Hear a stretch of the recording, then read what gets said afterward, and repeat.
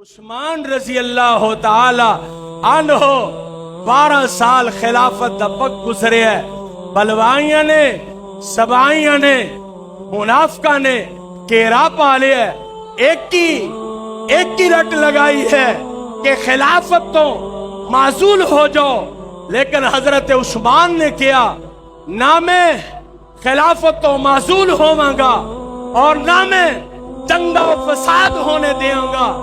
صحابہ دی مشاورت ہوئی ان منافقاں دا مقابلہ کیتا جائے، بلوائیاں تے سبائیاں دا مقابلہ کیتا جائے.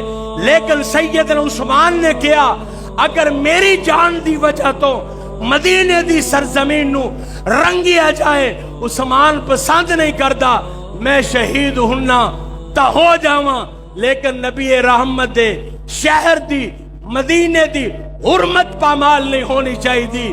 ایک وقت آیا حضرت حسین، حضرت حسن، حضرت علی المرتضیٰ نے نبی رحمت دے ذوالنورین آپ دے صحابی سیدنا عثمان دے کار دے پہرے تے لگائے.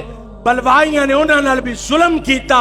ایک وقت آیا سیدنا علی المرتضیٰ نے اپنے کندیاں تے مشکیزہ پانی دا اٹھایا، اپنے بھائی تک پانی پہنچان لئی، لیکن بلوائیاں نے تیر برسا کے مشکیزہ پھاڑ دیتا. حضرت عثمان نے اپنا اس طرح امامہ اتارا، حضرت علی المرتضیٰ نے امامہ اتارا.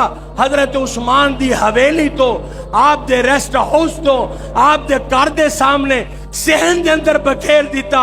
پتہ چل جائے کہ عثمان تیری پہرے داری دے اندر، تیری نصرت دے اندر، تیری مدد دے اندر علی بھی پہنچا ہے، حسنین کریمین بھی پہنچے نے، لیکن تواڈی اجازت نہیں، ورنہ منافقاں نو تہس نحس کر دئیے. بالآخر ایک وقت آیا بلوائیاں نے جناب عثمان دے کر دیاں کنداں پھلان کے حضرت عثمان غنی نو اس حالت دے اندر پایا کہ قرآن پڑھ دے پہنے، اور ایک نے آ کے آپ تے تلوار دا وار کیتا. حضرت عثمان دا ہتھ کٹ گیا. سیدنا عثمان کہندے نے بینی و بینکا، میرے تے تیرے درمیان اے ہتھ قیامت والے دن کافی ہو جائے گا. اے او ہتھ ہے جس ہتھ دے نال سورہ حجرات تو لگ کے سورہ ناس تک نبی رحمت بول دے گئے. عثمان لکھ دا گیا. عثمان نے اس ہاتھ نال قرآن دی کتابت کیتی ہے.